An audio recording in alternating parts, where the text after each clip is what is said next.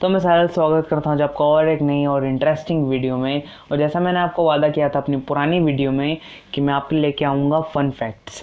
तो ये किसी पर्टिकुलर चीज़ पे बेस्ड फैक्ट्स नहीं है। हाँ, वो सीरीज़ भी जल्दी चालू होगी कि गेम्स के ऊपर फैक्ट्स आ रहे हैं या किसी भी एक पर्टिकुलर चीज़ पे फैक्ट्स लाऊंगा। बट आज सारी मिक्स फैक्ट्स है, तो काफ़ी इंटरेस्टिंग फैक्ट्स है जो मुझे अच्छे लगे और काफ़ी यूज़फुल भी लगे। तो चलो शुरू करते हैं आज की वीडियो बिना किसी परेशानी के।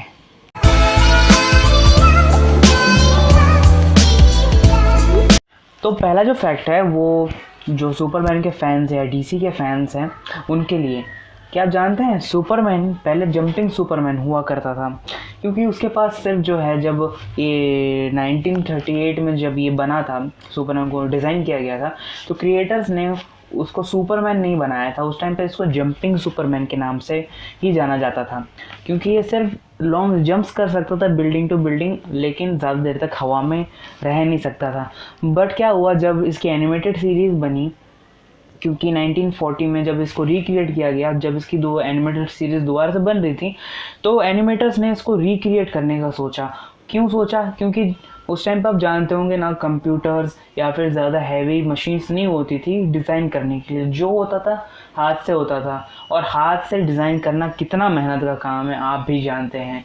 एक फ्रेम में कितने 20 to 50 पर सेकेंड इमेजेस होती है। एक सेकेंड में 50 इमेजेस बनाना यानी बहुत सारे वर्कर्स और बहुत ज़्यादा मेहनत।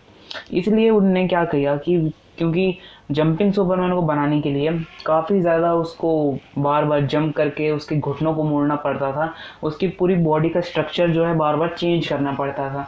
इसलिए उन्होंने उसको स्टेबल रखने के लिए और कॉस्ट को कम करने के लिए, ताकि लेबर कॉस्ट भी कम हो जाए और आसानी से वो बन भी जाए, इसलिए उसके बाद वो बना सुपरमैन और उसके पास आई पावर उड़ने की भी।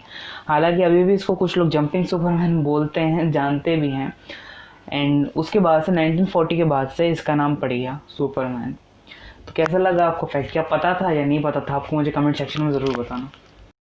तो सेल्फी लवर्स के लिए दूसरा फैक्ट, क्या आप जानते हैं फ़ोटो खींचते टाइम जब हम से चीज़ वो कहते हैं तो हमारे पे एक और स्माइल होगी। ऑब्वियसली आप जानते होंगे जो सेल्फी लवर्स हैं।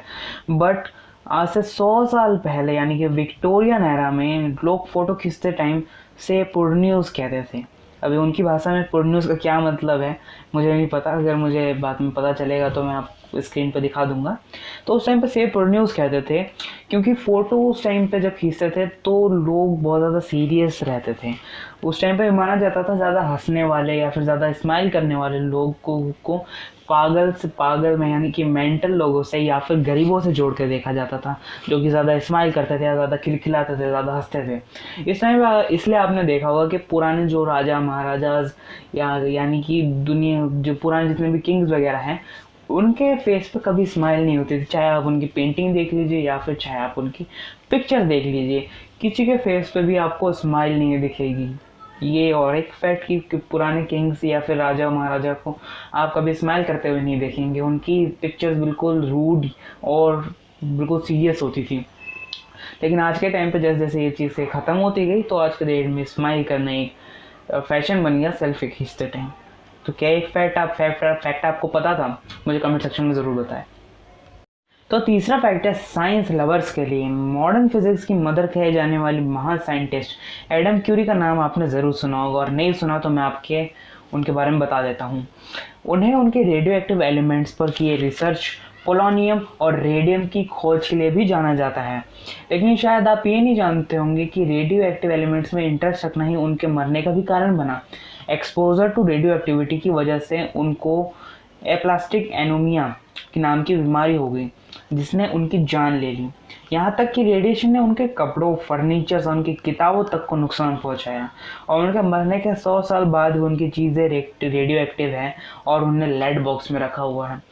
बिकॉज जो रेडियो एक्टिव मटेरियल्स होते हैं, जहाँ पे न्यूक्लियर टेस्ट भी किए जाते हैं, वहाँ पे भी ये रेडिएशन काफ़ी ज़्यादा मात्रा में मौजूद होता है। यहाँ तक कि हिरोशिमा नागासाकी में जो न्यूक्लियर मिसाइल छोड़े गए थे अमेरिका के द्वारा जापान में, वहाँ पे भी आज भी बोलते हैं कि या अभी भी वहाँ पे रेडियो एक्टिव चीज़ें हैं, अभी भी वहाँ पे रेडिएशन है, जिसकी वजह से वहाँ पे अभी भी बहुत सारे इंसानों को, बहुत सारे लोगों को हार्म होता है। जो नई जनरेशन वहाँ पे पैदा हो रही है वो बहुत दिक्कत में है, बिकॉज वो रेडियो एक्टिव चीज़ें जो वहाँ पे अभी भी है, या वो जो रेडिएशन उनसे निकलता है वो बहुत ज़्यादा हार्मफुल है हमारे लिए भी, एनिमल्स के लिए भी। यानी कि ट्रीज, प्लांट्स, कोई भी चीज़ में अगर रेडिएशन है तो वो चीज़ बहुत ज़्यादा नुकसान होता है उसको, उस चीज़ से। तो आपको फैक्ट पता था? क्या आप जानते थे इनके बारे में? मुझे कमेंट सेक्शन में ज़रूर बताएं। तो चौथा फैक्ट है स्पेस लवर्स के लिए। चौथा और पांचवा फैक्ट दोनों ही स्पेस लवर्स के लिए। तो चौथा फैक्ट, क्या आप जानते हैं स्पेस साइलेंट है। हाँ, स्पेस साइलेंट है, मतलब कि स्पेस में आपको कुछ भी साउंड सुनाई नहीं देगी, चाहे वो दूसरे प्लैनेट से आ रही हो, सन से आ रही हो, मून से आ रही हो, या स्टार्स से आ रही हो। और चाहे अर्थ से भी कोई साउंड अगर बाहर जा रही हो तो आपको वो स्पेस में सुनाई नहीं देगी, क्योंकि साउंड को ट्रैवल करने के लिए चाहिए एटमॉस्फेयर। ऑक्सीजन, एक एटमॉस्फेयर चाहिए उसको साउंड को ट्रैवल करने के लिए, जो कि उसको अर्थ पे मिलता है या फिर किसी और प्लेनेट पे मिलता है। लेकिन स्पेस में कोई एटमॉस्फेयर नहीं होता, ऑक्सीजन नहीं होता, या फिर कोई भी ऐसी चीज़ नहीं होती जिसके माध्यम से वो ट्रैवल कर सके। हर चीज़ को ट्रैवल करने के लिए कोई ना कोई माध्यम की ज़रूरत होती है इंसानों को। कार्स की, साइकिल की, बाइक्स की, मोड ऑफ ट्रांसपोर्ट, अलग अलग चीज़ें हैं। साउंड को एक एटमॉस्फेयर चाहिए ट्रैवल करने के लिए, जो कि उसको स्पेस में नहीं मिल पाता है। इस वजह से स्पेस साइलेंट है। अगर कोई साउंड वहाँ पे एग्जिस्ट भी करती है तो वो दूर तक नहीं जा पाती, या उसी जगह सिमट के रह जाती है जहाँ से वो साउंड पैदा हुई है, क्योंकि उसका एटमॉस्फेयर नहीं मिलता तो ट्रैवल नहीं कर पाती है। तो पांचवा फैक्ट फिर स्पेस लवर्स के लिए। क्या आप जानते हैं एस्ट्रोनॉट के जो सूट्स होते हैं, नासा के एस्ट्रोनॉट के सूट्स जो आउट ऑफ स्पेस में वो पहन के जाते हैं एस्ट्रोनॉट्स आउट ऑफ स्पेस में, उसकी कॉस्ट अराउंड $12 मिलियन होती है, यानी कि 12 लाख US। और सिर्फ ये एक ही टाइम यूज़ के लिए होता है, यानी कि वन टाइम यूज़ होता है। जब एस्ट्रोनॉट दोबारा अर्थ में वापस आता है 1 साल बाद या 6 महीने बाद या 1 महीने बाद भी, तो उसको रिफर्बिश किया जाता है, ताकि इसमें दोबारा से जब एस्ट्रोनॉट आउटर स्पेस में जाए तो उसको प्रॉब्लम ना आ सके। क्योंकि गैस सिलेंडर्स और आपके ऑक्सीजन सिलेंडर्स काफ़ी ज़्यादा हाई टेक्नोलॉजी इसमें यूज़ होती है, इस वजह से इसको दोबारा से रिफर्मिश्ड किया जाता है। और रिफर्मिश्ड की कॉस्ट भी around 5 million to 10 million dollars होती है US। तो कॉस्ट अराउंड सूट के कॉस्ट ही पड़ जाती है, क्योंकि 5 टू 10 मिलियन डॉलर्स और सूट की कॉस्ट है $12 मिलियन, तो सूट की कॉस्ट ही पड़ गई रिफर्मिश्ड में भी। तो काफ़ी ज़्यादा महंगा पड़ता है एक सूट एक बंदे के लिए ही। तो सोच कर देख सकते हो कितना ज़्यादा खर्चा होता है आउटर स्पेस में जाने के लिए।